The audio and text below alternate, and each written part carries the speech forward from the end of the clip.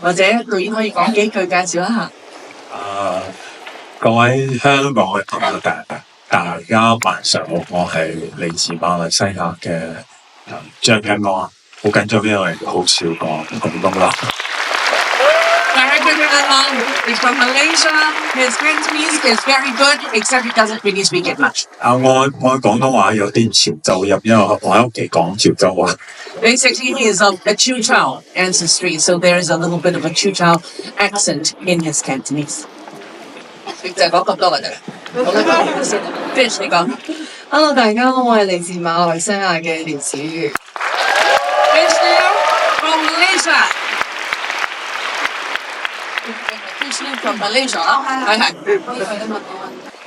係。之前就一開始見到導演嘅時候，我諗佢都有啲緊張，因為我啲口音仲未轉翻過嚟，無論係我嘅廣東話也好，或者英文啊，或者係普通話馬來文更加啦，即係所有嘅口音，即係口型啊，或者我嘅習慣上都仲未回復翻嚟，因為我早2年就不斷咁樣都係拍戲啦，咁一到步馬來西亞，我就見到導演係一臉茫然咁樣，咦，你咬字都幾用力㗎喎，我見到佢嘅擔心寫咗喺塊面度，所以我覺得劇組好好嘅，一早就提早俾我過去啦，俾我去實習下，可能我哋會去個戲英倉去了解下我哋喺呢個戲入邊所有嘅一啲日常嘅運作啊，又或者係我會趁住空閒嘅時間，除咗讀劇本之外，我會同啲工作人員傾偈，因為我想要 pick up 翻我啲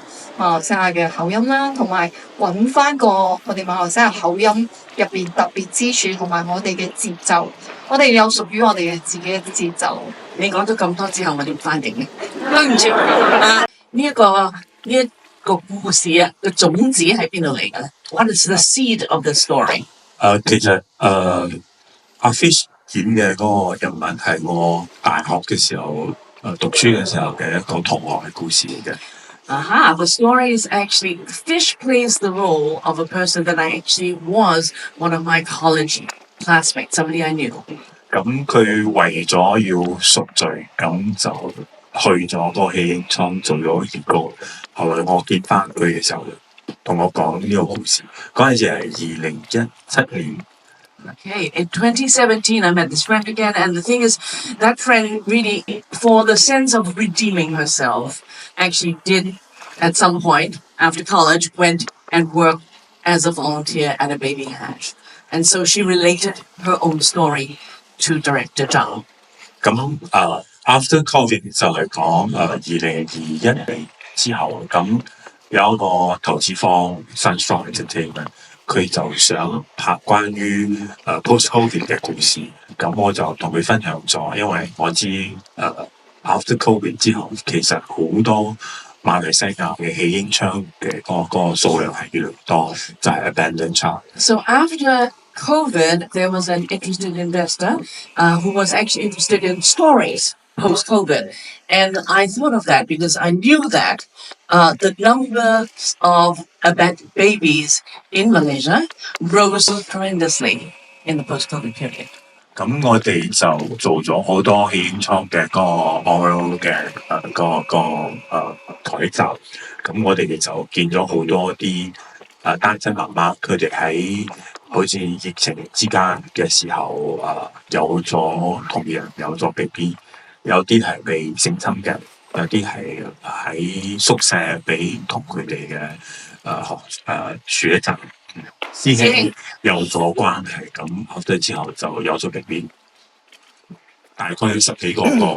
Okay, so we actually did field work. We actually met with quite a number of single mothers, actually more than maybe a dozen or so of such single mothers. And some of them actually were assaulted, so they were raped, and that's why they had their babies. And there were others who were in their college dormitory, and then somehow the elder male students took advantage of them.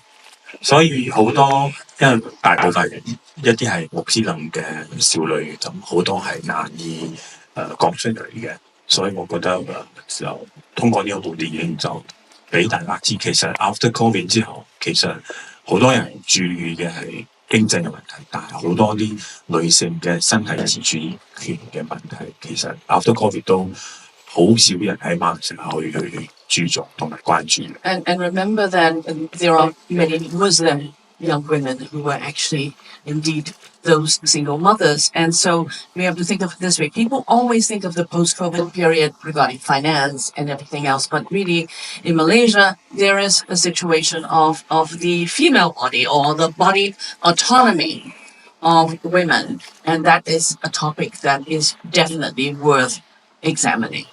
就有害負啲。OK，就最後一個簡單嘅問題就係、導演，我唔係第一次喺呢度香港見你噶啦，你成日嚟香港噶啦。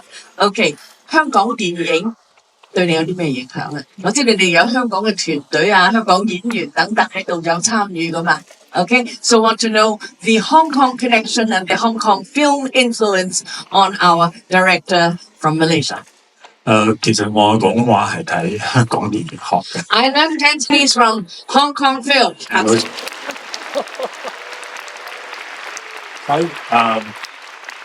因為呢一部係我第三部電影，咁嗰陣時有諗過，因為自細吸收咗咁多香港電影嘅養分，咁希望有一日可以同香港嘅團隊合作啦。呢一次我哋有香港嘅攝影師，有香港嘅剪接師，有演員，同埋仲有特別嘅我哋嘅香港嘅製片啦，同埋我哋呢一部電影最後嘅時候有一首歌好特別嘅，係黃婉之佢第一次唱馬來西亞嘅福建話。